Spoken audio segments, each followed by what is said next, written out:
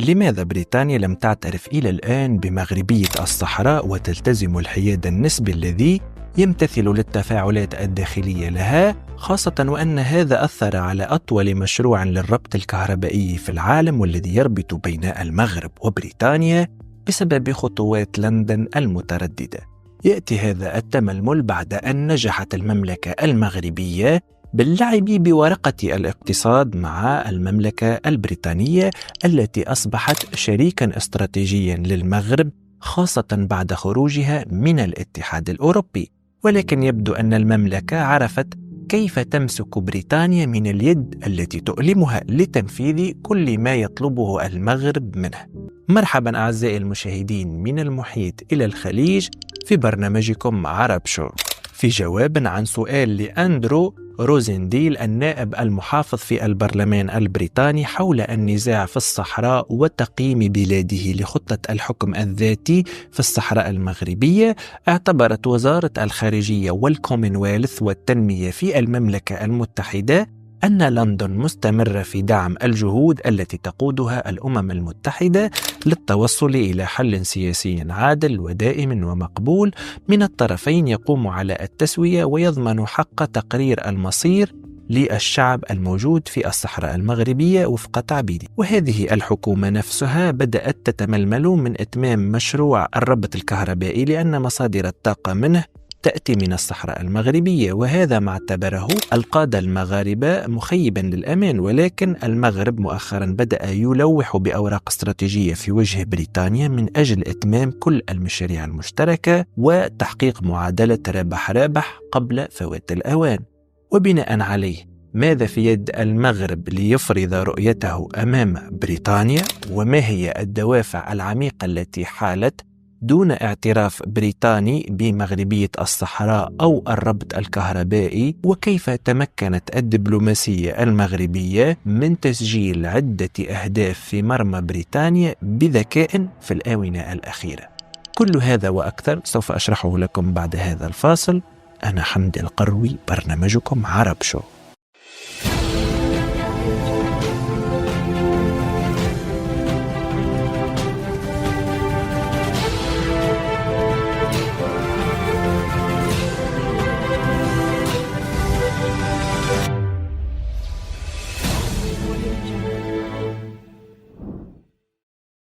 أود أن ألفت انتباهكم أعزائي المشاهدين إلى الاشتراك في القناة وتفعيل زر الجرس لتصلكم حلقاتنا أولا بأول. ونعود لموضوع حلقتنا، حيث أوردت الخارجية البريطانية أن المملكة المتحدة تدعم بقوة عمل ستيفان دي مستورا المبعوث الشخصي للأمين العام للأمم المتحدة إلى الصحراء المغربية، وتواصل تشجيع المشاركة البناءة في العملية السياسية للأمم المتحدة، مضيفة أن لندن تعتقد أن هذه العملية هي أفضل طريقة لحل النزاع طويل الأمد من خلال التوصل إلى حل مقبول من جميع الأطراف، وهو الحل الذي من شأنه أن يساهم بشكل كبير في الأمن والازدهار الإقليمي. ويثير تردد بريطانيا في الخروج بموقف واضح من ملف الوحدة الترابية للمملكة على غرار حلفائها في كل من واشنطن وباريس ومدريد مجموعة من التساؤلات والتفسيرات، خاصة في ظل العلاقات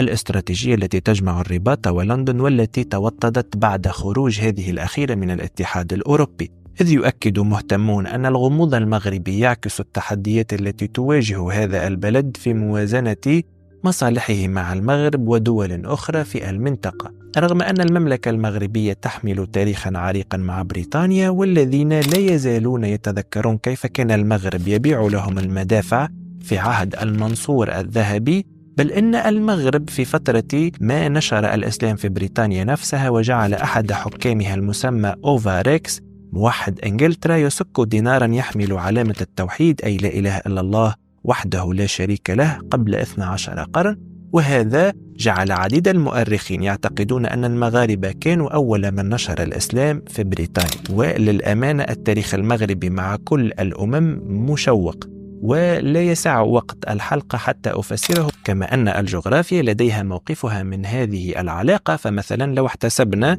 مساحة المملكة المغربية بأقاليمه الجنوبية في الصحراء، فسيكون حجمه 3 أضعاف المملكة المتحدة، وهذه نقطة ضعف لبريطانيا، وهي تخشى كذلك تعاظم القوة المغربية، لأن كبر المساحة يعني مزيد الموارد، يعني مزيد القوة، يعني مزيد التأثير في السياسات وهلم مجر. وكذلك لا أريد أن أتوسع في هذه النقطة الجغرافية. وما يهمنا الآن هو موقف بريطانيا الحالي من عدة قضايا تهم المملكة المغربية، فالتحولات الجيوسياسية المتسارعة التي تشهدها المنطقة والعالم تفرض تثبيت الاستقرار في منطقة شمال إفريقيا من خلال دعم سيادة المغرب على أقاليمه الجنوبية، وتجعل من الصعب على صناع القرار البريطانيين الاستمرار في نهج سياسة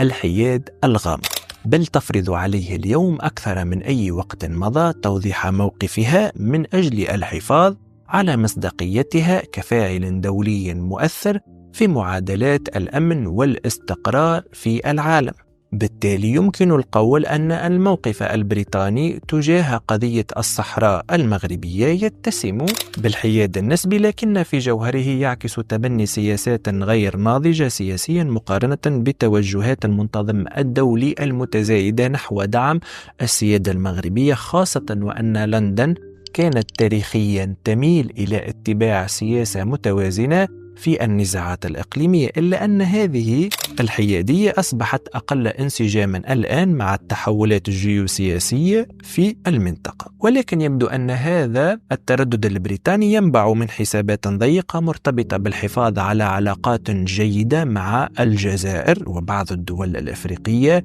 المعارضة نسبيا للموقف المغربي، وعلى رأسها دولة جنوب أفريقيا ونيجيريا وعدة دول أنجلوفونية، أي التي تتكلم بالإنجليزية، والتي كانت هي الأخرى مستعمرات سابقة لبريطانيا. بيد أن هذا الموقف على الأغلب سيتغير لصالح الاعتراف بمغربية الصحراء، خصوصا في ظل عودة ترامب الذي أحدث تحولا جذريا في هذا الملف حين اعترف بسيادة المغرب على صحرائه، وهو ما دفع دولا كبرى إلى مراجعة مواقفها التقليدية. ولا ننسى أن بريطانيا اليوم تعتبر امتدادا للسياسات الأمريكية، لأنها دولة ذات غالبية بروتستانتية من البيض وتتكلم الإنجليزية، وهم أعضاء في الكومنولث، وفي العادة سياساتهم الخارجية تكون موحدة وبالتنسيق فيما بينهم. وهذا التوافق أكيد سيؤدي إلى تفعيل عدة مشاريع مجمدة مثل الربط الكهربائي بين المغرب وبريطانيا، والذي ينتظر تفاعلا سريعا من الحكومة في لندن. ففي هذا السياق عبر ديف لويس الرئيس التنفيذي السابق لشركة تيسكو والمسؤول الحالي بشركة إكس لينكس المشرفة على مشروع الربط الكهربائي البحري بين المغرب وبريطانيا عن أمله في دفع أجندة الطاقة النظيفة في بريطانيا بتنفيذ هذا المشروع على أرض الواقع، الذي سيسمح بتزويد أكثر من 9 ملايين منزل بريطاني بالكهرباء بحلول 2030، انطلاقا من مزارع الطاقة الشمسية في جنوب المغرب من خلال كابل بحري سيكون الأطول من نوعه في العالم بأسره. وأشار لويس في تصريحات نقلتها صحيفة الجارديان البريطانية إلى أن الكابل الذي سيمتد على طول 4000 كيلومتر تحت سطح البحر سيغطي إذا ما تم تشييده ما نسبته 8% من المزيج الكهربائي في بريطانيا، انطلاقا من طنطان إلى سواحل مقاطعة ديفون في أقل من ثانية واحدة، مؤكدا في الوقت ذاته أن المشروع يمكنه من الناحية النظرية أن يزود بريطانيا بمصدر يمكن التنبؤ به وموثوق للطاقة المتجددة لمدة 19 ساعة في اليوم على مدار السنة. وأشارت الصحيفة البريطانية ذاتها إلى أن المعني بالأمر، خاصة مفاوضات مع 6 وزراء للطاقة على مدار السنوات ال4 الماضية، على أمل إبرام صفقة تسمح لمشروع الربط الكهربائي بين المملكتين المغربية والبريطانية بالانطلاق بحلول نهاية العقد. وسجل المتحدث أن المشروع يتماشى مع طموحات الحكومة البريطانية في إنشاء نظام نظيف والوفاء بالتزاماتها الجديدة بخفض انبعاثات الكربون في المملكة المتحدة بنسبة 81% بحلول سنة 2035، مشيرا إلى أن هذا المشروع الذي يعني الكثير لبريطانيا وللاقتصاد المغربي يتطلب تفاعلا سريعا من طرف المسؤولين الحكوميين في لندن، إذ مضت أكثر من سنة على اعتبار الحكومة أنه ذو أهمية استراتيجية وطنية، إلا أن المسؤول في شركة إكس لينكس يؤكد أنه ما زال ينتظر الضوء الأخضر ليبدأ تنفيذه. وتشير الجارديان إلى أن هذا المشروع لا يحتاج بالضرورة إلى استثمارات حكومية، غير أنه يتطلب في الوقت ذاته عقدا لضمان ثبات سعر الكهرباء التي سيتم تسليمها وسيتم دفعه من خلال الفواتير الطاقية، ويقدر ديف لويس هذا السعر بين 70 إلى 80 جنيها استرلينيا لكل ميجاوات في الساعة، وهو ما اعتبرته سعرا أقل من السعر المتضمن في الصفقة التي تم التوصل إليها مع مطور محطة هينكلي بوينت سي للطاقة النووية، المقرر أن تساهم في توفير الكهرباء لما يقرب من 6 ملايين منزل في بريطانيا. وأكد المصدر ذاته دخول مجموعة من المستثمرين على خط مشروع الربط الكهربائي بين مزارع الطاقة الشمسية والريحية في جهة كلميم وادي دانون وبريطانيا، من ضمنهم شركة توتال إنرجي الفرنسية والشركة الوطنية للطاقة في أبو ظبي الإماراتية وشركة أوكتوبيس إنرجي البريطانية التي قال مؤسسها هيريك جيكسون في تصريحات نقلتها الصحيفة ذاتها: إذا كانت شركات النفط والغاز قادرة على بناء خطوط أنابيب عبر العالم لضخ مواد سامة وقابلة للتسرب، فإننا يجب أن نكون قادرين على تشغيل خطوط الكهرباء، بل ويجب أن يكون الأمر أسهل بكثير. الجدير بالذكر أن الحكومة البريطانية ممثلة في وزارة أمن الطاقة سبق لها أن أكدت في نوفمبر من العام الماضي جوابا على سؤال برلماني حول تقييمها لهذا المشروع اهتمامها الكبير به، فيما أكدت الشركة المشرفة على المشروع أن تكلفته المتوقعة ارتفعت لتلامس حوالي 30 مليار دولار أمريكي نتيجة الضغوط الاقتصادية التي تعرفها سلاسل التوريد خاصة للمواد الأولية. وفي جواب لها عن سؤال تقدمت به أوليت هاملتون عضو مجلس العموم البريطاني عن حزب العمال حول الخطوات التي تتخذها لزيادة التجارة ودعم العمال بين رجال الأعمال المغاربة والبريطانيين، وحول خطط تعزيز برامج تبادل الأعمال الصغيرة بين البلدين، صرحت وزارة التجارة والأعمال البريطانية بأن إجمالي التجارة البينية في السلع والخدمات بين المملكتين المغربية والبريطانية وصل خلال الأشهر 12 المنتهية بنهاية يونيو الماضي أكثر من 5 مليار دولار، بزيادة قدرت ب11% مقارنة بالفترة نفسها. وهنا ندرك أن الدبلوماسية المغربية الاقتصادية بدأت في النشاط، وبدأت في تقديم العديد من المشاريع الاستراتيجية للبريطانيين لتنفيذها في المغرب من أجل تشبيك المصالح بين المغرب وبريطانيا. فكما نعلم أن إسبانيا اعترفت بمغربية الصحراء بعد أن عرفت أن المغرب شريك اقتصادي ممتاز لها، ومصالحها الاستراتيجية تنطلق من المغرب، سواء الهجرة أو مكافحة المخدرات أو التجارة، والتي بلغت إلى مستوى قياسي تجاوز 24 مليار دولار سنويا. ولهذا يعتبر إغراء البريطانيين بتنمية العلاقات الاقتصادية مع الرباط سيكون مهما في تغيير موقف لندن السياسي من مسألة مغربية الصحراء. والمغرب يعي جيدا أهمية بريطانيا التي تعتبر أحد الدول الخمسة دائمة العضوية في مجلس الأمن، ولها حق النقض أي الفيتو. وكما نعلم أن هذا المجلس فيه دولتين اعترفتا بمغربية الصحراء وهم أمريكا وفرنسا، وإذا انضمت لهم بريطانيا سيصبح للمغرب أغلبية في هذا المجلس الذي يقرر السياسات الدبلوماسية والأمنية والعالمية في هذا العالم بأسره. في هذا السياق تجدر الإشارة إلى أن خطة الترويج التجاري لوزارة الأعمال والتجارة تشمل إفادة بعثات تجارية ستجمع بين رجال الأعمال المغاربة ونظرائهم البريطانيين، بما يشمل بعثات تجارية حديثة في إطار تنظيم كأس العالم 2030، وتستهدف قطاعات متعددة مثل السكك الحديدية والمطارات مسجلة أن الشركات الصغرى تشكل بدورها جزءا من هذه الوفود التجارية، وهنالك تركيز على المحطة أو النفق الذي يمكن أن يربط إسبانيا بالمغرب، والذي يرجح أن تأخذ بعض الشركات البريطانية نسبة مهمة من إنجاز هذا المشروع الاستراتيجي، والذي يعتبر بمثابة قطعة المرتبات التي ستقدمها المغرب لبريطانيا حتى تقوم بالاعتراف بمغربية الصحراء في خطوة غير معلنة إلى حدود هذه اللحظة. وهذا مهم للغاية للشركات البريطانية التي تعاني من تراجع مداخيلها بسبب خروج جزء مهم منها من الاتحاد الأوروبي. ومنذ خروج لندن من الاتحاد الأوروبي وتوقيع اتفاقية شراكة شاملة مع المملكة المغربية دخلت حيز التنفيذ في يناير من عام 2021، شهدت المبادلات التجارية بين البلدين قفزة نوعية